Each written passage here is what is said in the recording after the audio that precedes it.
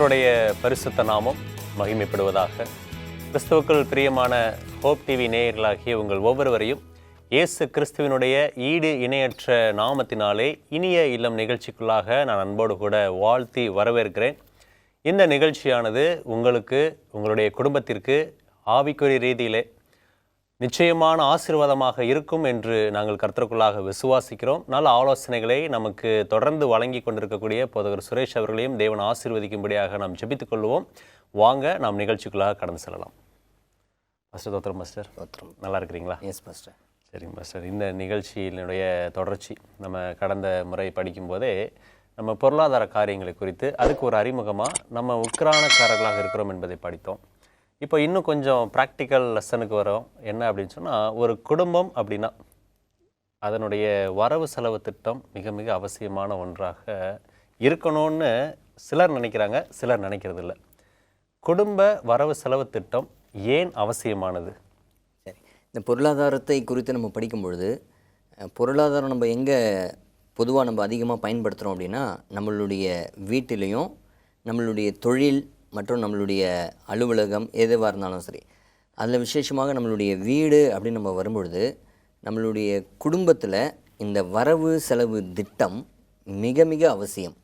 இந்த திட்டத்தை வகையறுப்பது மிக அவசியம். காரணம் என்ன அப்படின்னா, வேதாகம சான்றோடு நம்ம படித்தா நல்லாயிருக்கும்னு நினைக்கிறேன். பவுல் எழுதுகிறாரு, 1 கொரிந்தியர் 14வது அதிகாரம் வாக்கியம் 40வது வாக்கியம், சகலமும் நல்லொழுக்கமாயும் கிரமமாயும் செய்யப்பட கடவது. இது பவுல் தரக்கூடிய ஒரு ஆலோசனை. வேதாகமத்தின் அடிப்படையில் எதை செய்தாலும் சரி, அங்கே ஒரு ஆர்டர், எதை செய்தாலும் ஒரு பர்ஃபெக்ட், இது இப்படி தான் இருக்கணும் அப்படின்றது பவுல் நம்மளுக்கு வேதாகமத்தின் மூலமாக நம்மளுக்கு கொடுக்கக்கூடிய ஒரு ஆலோசனை. அப்போ குடும்பத்தில் வரவு செலவு திட்டம் அப்படின்னும் பொழுது இந்த ஒழுங்கு, இந்த கிரமம், இது நம்மளுக்கு மிக மிக அவசியம். அது குடும்பத்தில் நம்ம அப்ளை பண்ணும்போது அது ஆசீர்வாதமாக இருக்கும். பரலோகத்தை நீங்கள் யோசித்து பாருங்களேன். பரலோகத்தில் திட்டங்கள் இருக்கிறதா அப்படின்னு பார்த்திங்கன்னா, இப்போ எப்படி இந்த பூலோகத்தில் ஆண்டவர் இந்த 10 பிரமாணத்தை மக்களுக்கு கொடுத்து, ஒரு சட்ட திட்டத்தை எப்படி ஆண்டவர் கொடுத்து, மனிதர்கள் நேர்மையாக இருக்கணும், ஒழுங்காக இருக்கணும், கிரமமாக இருக்க வேண்டும் என்பதற்காக 10 சட்டத்தை கொடுத்தது போல், பரலோக ராஜ்யத்தை நீங்கள் பார்ப்பீங்க அப்படின்னா, பரலோக ராஜ்யத்திலும் அந்த சட்ட திட்டங்கள் அங்கே இருக்கிறத நம்ம பார்க்க முடியும். அப்போ எதுக்கு இந்த சட்ட திட்டங்கள் அப்படின்னா, இந்த சட்ட திட்டங்கள் தான் ஒரு ஒழுங்கான ஒரு ஆட்சியை கொண்டு வர முடியும். நம்ம குடும்பத்துலேயும் இந்த சட்ட திட்டம் இருப்பது மிக மிக அவசியம். அதில் விசேஷமாக இந்த பணம் வரவு செலவு திட்டங்களில் பணம் நம்ம செலவு செய்யக்கூடிய இந்த ஒரு இதில் இந்த வரைமுறை இருப்பது மிக மிக அவசியம். ஆங்கிலத்தில் ஒன்று சொல்லுவாங்க, மோல் அண்ட் மவுண்டைன் அப்படின்வாங்க. அது சிறு ஒரு மடுவாக இருந்தாலும் சரி, மலையாக இருந்தாலும் சரி, ஆண்டவருடைய பார்வையில் அந்த ஒரு பெர்ஃபெக்ஷனை ஆண்டவர் எதிர்பார்க்கிறார். இன்னொரு வேதாகமத்தில் ஒரு சான்று நம்ம படிக்கலாம். ஆண்டவராகிய இயேசுவானவர் உயிரோடு எழுந்து வந்தார். அவருடைய உயிரோடு எழுந்து வந்த அந்த கல்லறையிலேருந்து உயிரோடு எழுந்து வந்த அந்த ஒரு நிகழ்வை நம்ம பார்க்கும்பொழுது, மகதலேனா மரியாள் மற்றும் சீஷர்கள் எல்லாரும் அந்த கல்லறையை நோக்கி பார்க்கும் பொழுது இயேசுவானவர் அங்கே இல்லை. இயேசுவானவர் உயிரோடு எழுந்ததாக அவங்க பார்த்து ஆச்சரியப்படுறாங்க. அதில் இன்னொரு ஆச்சரியம் என்ன அப்படின்னா, இயேசுவானவரை எந்த சீலையில் மூடி வைத்திருந்தாங்களோ அந்த சீலை அங்கே மடித்து வைக்கப்பட்டிருந்ததை நம்ம பார்க்க முடியும். அம்மையார் என்ன எழுதுகிறாங்கன்னா, இயேசுவானவரே அந்த சீலையை மடித்து அந்த ஃபோல்டு பண்ணி வைத்ததாக அம்மையார் எழுதுகிறாங்க. எதுக்கு ஆண்டவர் அவர் உயிரோடு எழுந்துக்கும் பொழுது அப்படியே போயிருக்கலாம், இது அப்படியே கலைஞ்ச மாதிரி கூட போயிருக்கலாம். ஆனால் ஆண்டவர் ஒரு பெர்ஃபெக்ஷனை எதிர்பார்க்குறார். அந்த இடத்துலையும் ஒரு ஒழுங்கை ஆண்டவர் எதிர்பார்க்குறார். ஸோ வரவு செலவு திட்டம் குடும்பத்தில் மிக மிக அவசியம். இதை ஆண்டவர் எதிர்பார்க்கிறார். ஓகே, இப்போது பாஸ் நமக்கு நீங்கள் சொன்னீங்க வரவு செலவு திட்டம் மிக மிக அவசியம்னு சொல்லி. நம்ம செலவு செய்யணும்னு சொன்னால் வரவு கண்டிப்பாக இருக்கணும். பொதுவாக வரவு என்றால் பணம். இந்த பணத்தினுடைய முக்கியத்துவத்தை பற்றி சொல்லுங்கள் பாஸ்டர். சரி, இன்றைக்கி பழமொழியெல்லாம் சொல்லுவாங்க, பணம் 10 செய்யும், பணம் பாதாளம் வரையும் பாயும். இப்படிலாம் நம்ம பொதுவாக பரவலாக கேட்கக்கூடிய ஒரு வார்த்தைகள். வேதாகமம் சொல்லுது பணம் எல்லாவற்றிற்கும் உதவும் அப்படின்ட்டு. பணம் வந்து மிக மிக அவசியம். பணம் வந்து தவறு கிடையாது. இன்றைக்கி நிறைய பேர் வந்து பணம் அப்படின்னோடனே பயப்படுறாங்க. பணம் அப்படின்னோடனே, பணம் என்பது ஒரு ஆசீர்வாதம். ஏன் சில பேர் அதை சாபமாக நினைக்கிறாங்களே, அதை எப்படி பாஸ்டர்? இப்போ நீங்கள் நல்ல ஒரு இது பண்ணீங்க. பணம் வந்து சாபமாக மாற வாய்ப்பு இருக்குது. பணம் சாபம் கிடையாது, பணம் சாபமாக மாற வாய்ப்பு இருக்குது. அது எப்படி அப்படின்னா, பணத்தை சரியாக நீங்கள் வந்து கையாளலை அப்படின்னா அது சாபமாக மாறும். ஒரு உதாரணத்துக்கு, ஆண்டவர் வந்து உங்களுக்கு ஒரு நல்ல ஒரு பாடல் பாடக்கூடிய ஒரு தாளந்து கொடுத்துருக்கிறாரு வைத்துக்கொள்ளுங்களேன். அப்போது நீங்கள் நல்லா பாடுறீங்க. இது வந்து உங்களுக்கு ஒரு வரமாக கொடுக்கப்படுது. இந்த வரத்தை நீங்கள் பயன்படுத்த it will be a blessing. ஆசீர்வாதமாக உங்களுக்கும் இருக்கும், மற்றவர்களுக்கு நீங்கள் பாடும்பொழுது கேட்கிறவர்களுக்கும் இருக்கும். ஆனால் உங்களுக்கு கொடுக்கப்பட்ட அந்த பாடல் திறமை, அந்த வரத்தை நீங்கள் பயன்படுத்தாமல் அப்படியே நீங்கள் பாடாமையே வைத்திருந்தீங்கன்னா அது உங்களுக்கும் பயன்படாது, பிறனுக்கும் பயன்படாது. எது உங்களுக்கு ஆசீர்வாதமாக கொடுக்கப்பட்டதோ அதுவே உங்களுக்கு சாபமாக மாற வாய்ப்பு இருக்குது. அதே மாதிரி தான் பணம். பணம் என்பது ஒரு ஆசீர்வாதமான ஒரு விஷயம். பணம் என்பது நல்ல ஒரு விஷயந்தான். பணம் இல்லாமல் இன்றைக்கி நம்ம எதுவுமே செய்ய முடியாது.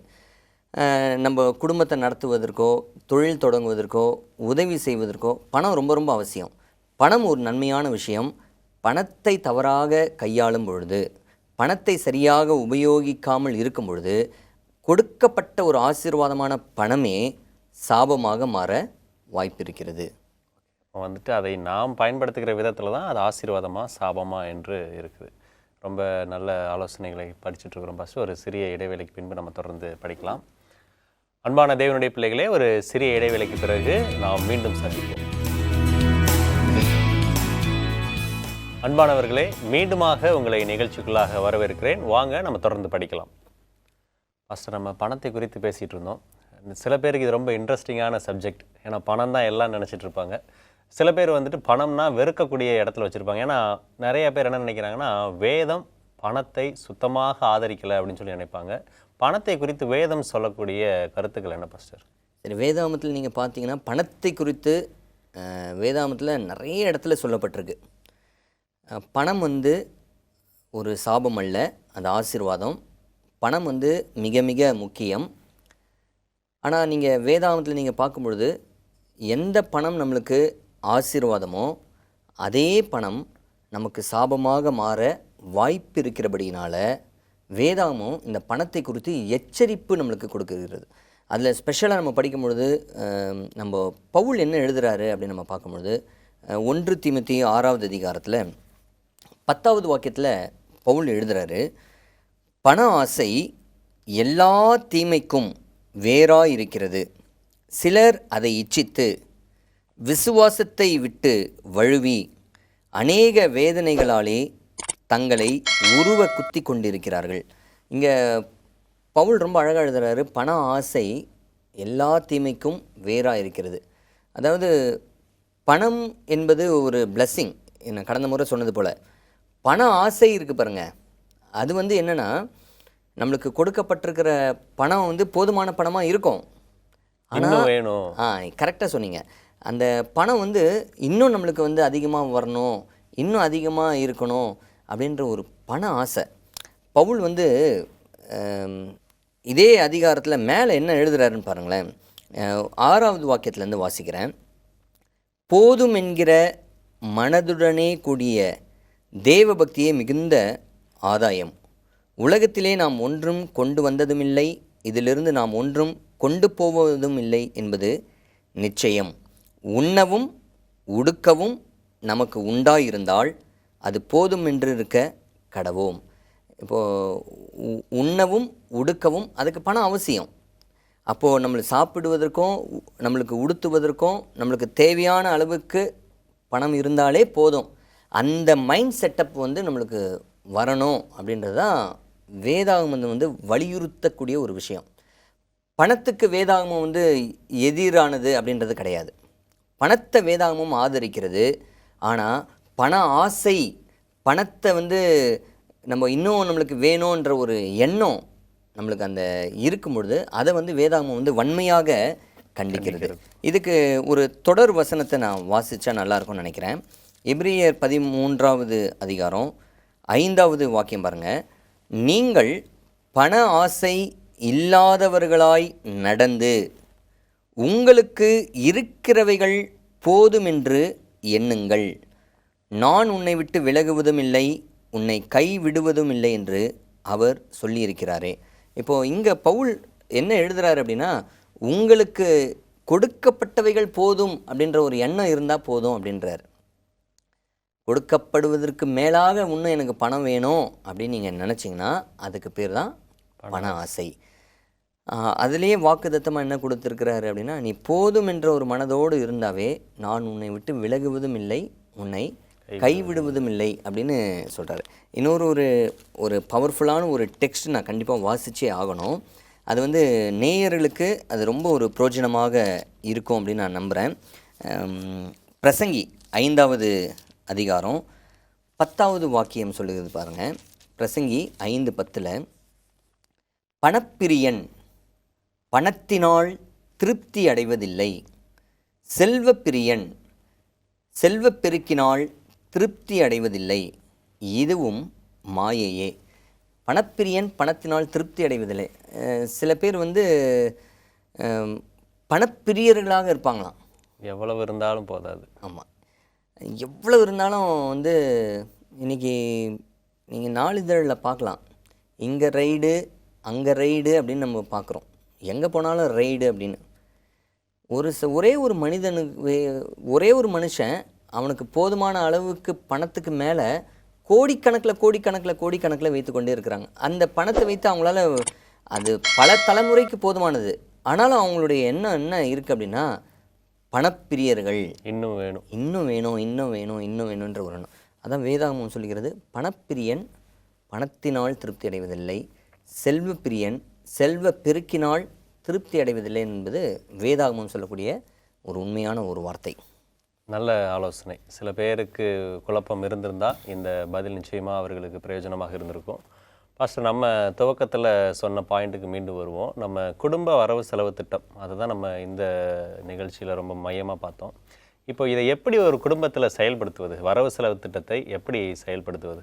சரி, இப்போ குடும்பத்தில் நம்ம பார்க்கும்பொழுது முதல்ல செய்ய வேண்டிய ஒரு விஷயம் என்னென்னா, கணவன் சம்பாதித்தாலோ சரி அல்லது மனைவி சம்பாதித்தாலும் சரி, 2 பேருமே சம்பாதித்தாலும் சரி, அந்த வரக்கூடிய வருமானம் எவ்வளவு அப்படின்றத வரவு செலவு செய்ய வேண்டியது மிக மிக அவசியம். பட்ஜெட் அப்படின்னு சொல்லுவாங்க.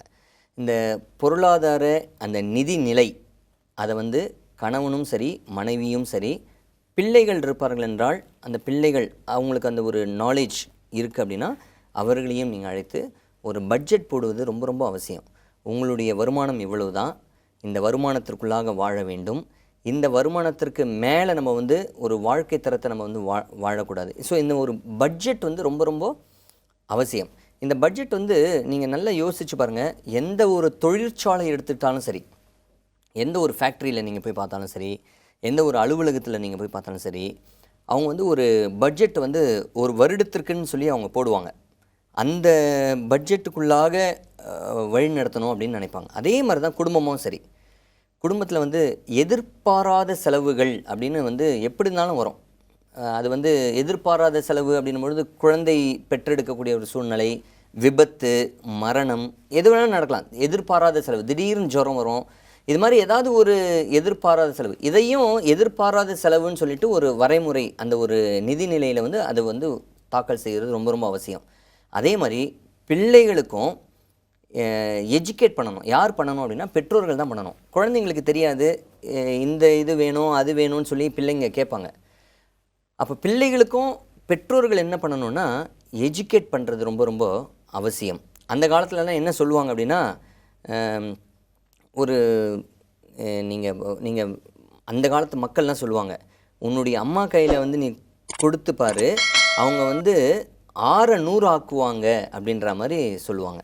அவ்வளவு திறன்பட உள்ள தாய்மார்களும் சரி, அநேக பெண்மணிகளும் வீட்டில் இருக்கக்கூடியவங்க இருப்பதை நம்ம பார்க்குறோம். ஸோ அதனால் நிதிநிலை, அப்புறம் கற்பித்து தரக்கூடிய விஷயங்கள், இதெல்லாம் செய்யும் பொழுது ஒரு குடும்ப நிதிநிலைக்கு அது வந்து மிகவும் ஒரு ஆசீர்வாதமாக அமையும். தொடர்ந்து நம்ம படிக்கலாம் பாஸ்டர். ஒரு சிறிய இடைவேளைக்கு பிறகு மீண்டும் நம்ம தொடர்ந்து படிப்போம். அன்பான தேவனுடைய பிள்ளைகளே, சிறிய இடைவேளைக்கு பிறகு மீண்டும் நாம் தொடர்ந்து படிக்கலாம்.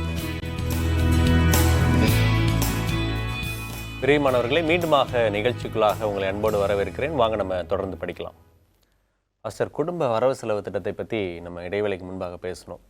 நிறைய பேருக்கு இது கொஞ்சம் சிரமமாக இருக்கும். என்னுடைய வரவு இவ்வளோதான், இதுக்குள்ளே செலவு பண்ண சொன்னால் எப்படி, அப்படிலாம் யோசிப்பாங்க. எப்படி இந்த வரவு செலவு திட்டத்துக்குள்ளே வாழ்கிறது? சரி, ஒரு பழமொழி சொல்லுவாங்க, வரவு 8 செலவு 10 அப்படின்னு. வரவு உங்களுக்கு 8 தான் இருக்குது, நீங்கள் செலவு 10 போயிடுச்சுன்னா அப்போது அந்த பணம் எங்கேருந்து கொண்டு வந்தீங்கன்னா கடன் வாங்கியிருப்பாங்க. கரெக்டுங்களா? ஸோ அப்போ ஒரு பட்ஜெட் போடாமல் ஒரு வாழ்க்கை தரம் நடத்துறது தான் அதனுடைய அறிகுறி. இதற்கு ஒரு சிறந்த ஒரு உதாரணமாக நான் யாரை சொல்லுவோம்னா, சரித்திரத்தில் ஜான் வெஸ்லி என்று சொல்லக்கூடிய ஒரு ஊழியக்காரர், பிரபலமான ஒரு ஊழியக்காரர். அவருடைய வாழ்க்கை சரித்திரத்தை நான் வாசித்தேன். ரொம்ப ஆச்சரியத்தை எனக்கு தந்தது. என்னென்னா, அவருக்கு ஒரு வருடத்துக்கு 30 பவுண்டு சம்பளம். அவருக்கு 30 பவுண்டு, அந்த காலத்தில் 30 பவுண்டு ஒரு வருடத்துக்கு செலவு. இவர் என்ன பண்ணுவார் அப்படின்னா, தன்னுடைய வருமானம் 30 பவுண்டு, அதுக்கு வாழ்க்கை தரம், அந்த வருடத்திற்கு வாழ்க்கை தரத்துக்கு வேண்டிய செலவு எவ்வளோ அப்படின்னு சொல்லி திட்டமிட்டு போட்டு 28 பவுண்டில் அவருடைய வாழ்க்கை தரத்தை இதில் வரவு செலவில் இதில் பண்ணணும் அப்படின்னு சொல்லி ஒரு தீர்மானித்து 30 பவுண்டில் 28 பவுண்டு அவர் என்ன பண்ணார்னா செலவு செய்கிறார் அந்த ஒரு வருடத்திற்கு. மீதி 2 பவுண்டு இருக்குது. அந்த 2 பவுண்டை ஏழைகளுக்கும் ஊழியத்துக்கும் அவர் பயன்படுத்தினதாக படித்தேன். இது என்ன ஒரு சுவாரஸ்யம் அப்படின்னு நம்ம நினைக்கலாம். இதுக்கு அடுத்த ஒரு லைன் நான் படிக்கும்போது தான் இன்னும் சுவாரஸ்யத்தை எனக்கு தந்தது. இந்த ஜான் வெஸ்லிக்கு ஒரு வருடத்துக்கு 30 பவுண்டு சம்பளம்னு சொன்னேன். அடுத்த வருடத்தில் இந்த 30 பவுண்டு அவருடைய சம்பளம் விலைவாசி உயருது, ப்ளஸ் அவருக்கு அடுத்த வருஷத்தில் இன்க்ரிமெண்ட்டு அப்படியே டபுள் ஆகுது. இப்போ அவருக்கு சம்பளம் எவ்வளோ அப்படின்னு பார்த்தீங்கன்னா, ஒரு வருஷத்துக்கு 60 பவுண்டு. இப்போ அவர் பட்ஜெட் போடுறாரு. அதே 28 பவுண்டு ஒரு வருஷத்தில் 28 பவுண்டில் வாழ்க்கை தரத்தை நடத்தணும்னு சொல்லிட்டு அவர் வாழ்ந்து காட்டினார். 28 பவுண்டில் வாழ்ந்துட்டு மீதி 32 பவுண்டை எடுத்து வச்சாராம். ஸோ இன்றைக்கி நம்மளுக்கும் நல்லா யோசிச்சு பாருங்கள். இதை கேட்கக்கூடிய நேயர்களாக இருந்தாலும் சரி, இதை பார்க்கக்கூடிய நபர்கள், நம்ம யாராக இருந்தாலும் சரி, நம்மளுக்கு இப்போ நீங்கள் ஒரு மாதம் ஒரு 10,000 ரூபா சம்பளம் அப்படின்னா, அடுத்த வருஷம் 12,000 ரூபாவது அட்லீஸ்ட் ஒரு 2,000 ரூபா இன்க்ரிமெண்ட் ஏறி 12,000 ரூபா நம்மளுக்கு வரும். நம்ம 10,000த்துலேயே நம்ம குடும்பத்தை நடத்த கற்றுக்கிட்டோம் அப்படின்னா, 12,000 அப்படின்னு நம்ம வரும்பொழுது நம்ம அந்த 2,000த்தை நீங்கள் அழகாக என்ன பண்ணலான்னா ஒரு சேமிப்பு நீங்கள் சேர்த்து வைக்கலாம். அதை நீங்கள் ஊழியத்துக்கோ அல்லது ஏழைகளுக்கோ அல்லது உங்களுடைய குடும்பத்திற்கோ நீங்கள் எதுக்கு வேணால் பயன்படுத்தலாம். இதுதான் வாழ்க்கை தரம், இப்படி தான் வாழணும் அப்படின்ற ஒரு ரூல்ஸ் நம்ம போட்டு வைத்தோம் அப்படின்னா அதுதான் பட்ஜெட். இந்த நிதி நிலையில் நம்ம வாழ கற்றுக்கணும் அப்படின்ற ஒரு எண்ணம் நம்மளுக்கு வரும்பொழுது சிறப்பாக வாழ முடியும். ஜான் வெஸ்லியோடைய எடுத்துக்காட்டு சிறப்பான எடுத்துக்காட்டு பாஸ்டர். இப்போ யார்கிட்டயாச்சும் இதை சொன்னோன்னு சொன்னால், இன்க்ரிமெண்ட் வருது, அதுக்கேற்றாறு போல் செலவும் கூடுதுன்னு சொல்கிறாங்க. இந்த செலவுக்குள்ளே நான் இருக்கணும்னு சொல்லி யோசிக்கிறது கிடையாது. நீங்கள் சொன்ன மாதிரி வரவுக்கு மீறி செலவு செய்யும் பொழுது கடன் வாங்குகிறோம். கடன் வாங்கலாமா? வேதம் சொல்லக்கூடிய ஆலோசனை என்ன? சரி, இங்கே தான் நம்ம என்ன பண்ணுறோன்னா, நீங்கள் சொன்னது மாதிரி தான் பாஸ்டர். நம்மளுக்கு கொடுக்கப்பட்டிருக்கக்கூடிய ஒரு வருமானத்தில் வாழ கற்றுக்கலை அப்படின்னா நம்ம என்ன பண்ணிவிடுவோன்னா, 10,000 ரூபா சம்பளம் உள்ள ஒரு வாழ்க்கையை நடத்த முடியாமல் 12,000 ரூபாய்க்கு நம்ம என்ன பண்ணிவிடுறோன்னா அந்த மாதத்தை ஓட்டிடுறோம். அப்போ 2,000 ரூபா எங்கேருந்து வந்தது அப்படின்னா, நம்ம சொந்தக்காரங்க கிட்ட, மாமா கிட்ட, மச்சாங்கிட்டன்னு சொல்லி அங்கங்கே ஃப்ரெண்ட்ஸுங்கிட்ட கடனை வாங்கிடுறோம். இந்த 2,000 ரூபா துண்டாக என்ன ஆகிடுதுன்னா கடனாக ஆகிடுது. இப்போ நம்மளுக்கு என்ன பேர் ஆகிடுதுன்னா, கடன்காரன் வேறு ஆகிடுது நம்மளுக்கு பேர். இந்த கடன் வாங்கலாமா அப்படின்னு பார்த்தீங்கன்னா, வேதாகமம் என்ன சொல்லுது அப்படின்னா,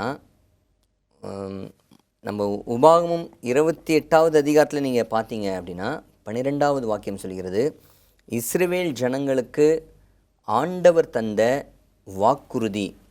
இஸ்ரவேல் ஜனங்களுக்கு ஆண்டவர் தந்த ஒரு வாக்குத்தத்தம் என்னென்னா, நீயோ அநேக ஜனங்களுக்கு கடன் கொடுப்பாய், நீயோ கடன் வாங்காதிருப்பாய்.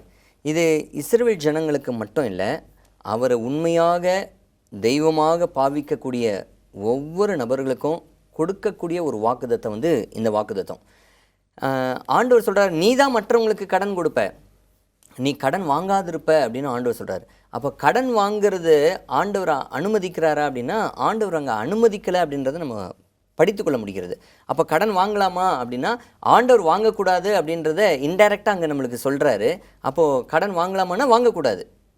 ஏன்னா நீ இது கடன் கொடுக்குற அளவுக்கு ஆண்டவர் உனக்கு அந்த ஞானத்தையும் அறிவையும் திறனையும் ஆண்டவர் உனக்கு கொடுத்துருக்கிறார். நீங்கள் உபாகமம் 8:18 நீங்கள் வாசித்து பார்த்தீங்கன்னா, சம்பாதிப்பதற்கு வேண்டிய பலனை நான் உனக்கு தரேன் அப்படின்னு ஆண்டவர் சொல்கிறார். அப்போது சம்பாத்தியத்தை பணத்தை நான் உனக்கு தரேன் அப்படின்னு ஆண்டவர் சொல்லும்பொழுது, ஏன் நீ போய் பிற நேரத்தில் கடன் வாங்குற? உன்னுடைய வருமானத்துக்குள்ளாக வாழ உன்னால் முடியலையா? ஏன் அந்த ஒரு பட்ஜெட்டை உன்னால் போட முடியல? ஏன் அதுக்குள்ளாக தான் ஒரு வாழ்க்கையை வாழணும் அப்படின்னு ஏன் உன்னால் தீர்மானிக்க முடியல? கடன் என்பது ஒரு கர்ஸ் அப்படின்னு நம்ம மைண்டில் தெரிஞ்சுக்கணும். அது வந்து ஒரு சாபம். கடன் வாங்கிறது ஒரு சாபம். சில பேர் என்ன பண்ணுவாங்கன்னா, கடன் வாங்கிடுவாங்க, திருப்பி கொடுக்கவும் மாட்டாங்க. அப்போ கொடுத்தவங்களுக்கு என்ன ஆகிடும்னா, இவன் எப்போ நம்மள்கிட்ட கொடுப்பான் அப்படின்னு சொல்லிட்டு கடைசியில் பார்த்தீங்கன்னா, இந்த கடன் அன்பை முறிக்கும் அப்படின்வாங்க பாருங்கள். உறவுக்குள்ளாக ஒரு பெரிய விரிசல் ஏற்பட்டுரும். பணத்தினால பெரிய பிரச்சனைகள் ஏற்படும். ஈவன் நீங்கள் பார்த்தீங்கன்னா, ஒரு பாலிய சிநேகிதர்கள் கூட, ரொம்ப ஒரு திக் ஃப்ரெண்ட்ஸ் கூட பணத்தினால் பிரிந்து போகிற சம்பவங்கள்லாம் பார்க்குறோம். ஸோ கடன் வாங்காமல் ஆண்டவர் கொடுத்துருக்கக்கூடிய இந்த ஞானத்தை வைத்து நம்ம திட்டம் தீட்டி குடும்பத்தை நடத்தும் பொழுது கொடுக்கப்பட்ட பணம் ஆசீர்வாதமாக அமையும். ரொம்ப சிறப்பான ஆலோசனை. நிகழ்ச்சியின் சார்பாக உங்களுக்கு நன்றி தெரிவித்துக் கொள்கிறேன் பாஸ்டர். அன்பான தேவனுடைய பிள்ளைகளே, குடும்ப வரவு செலவு திட்டம் எவ்வளவு அவசியமானது. நம்முடைய வரவுக்கு மீறி செலவு செய்தால் நாம் கடன் வாங்க வேண்டி இருக்கும். ஆனால் வேதம் சொல்லுகிறது, நீயோ கடன் கொடுப்பாய், கடன் வாங்காதிருப்பாய். நாம் கடன் வாங்கும் பொழுது கர்த்தருடைய வார்த்தையை மீறினவர்களாக, தேவனுக்கு பிரியமில்லாதவர்களாக இருக்கிறோம். எனவே குடும்ப வரவு செலவு திட்டத்தை கிறிஸ்துவுக்குள்ளாக செபித்து அந்த திட்டத்திற்குள்ளாக வாழ்வோம். கடன் இல்லாமல் தேவனுக்கு பிரியமானவர்களாக வாழும்படியாக தேவன் நம்மை ஆசீர்வதிப்பாராக. ஆமென்.